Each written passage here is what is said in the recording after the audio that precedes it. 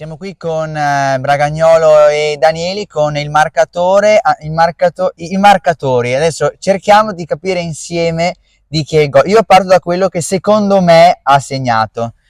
Quindi il marcatore e lui ha fatto l'assist.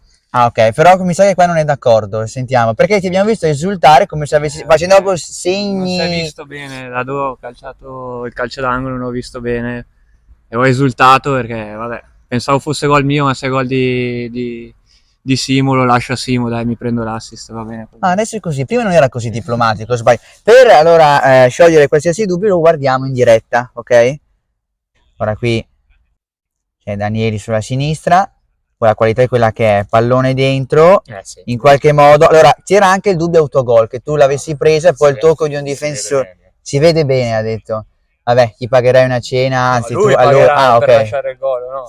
Mettetevi d'accordo, non lo so. Io, se lo devo lasciare mi deve offrire qualcosa, però vabbè, dai, l'importante è che abbiamo vinto oggi, era una vittoria importante, soprattutto per la classifica, e abbiamo fatto una bella partita e dobbiamo continuare con questa mentalità, essere così solidi, diciamo, non sbagliare molto meno in difesa come abbiamo fatto oggi, e poi le occasioni le abbiamo e dobbiamo fare gol e sempre portare a casa punti, e se questo è l'atteggiamento speriamo di portarlo così fino alla fine e basta.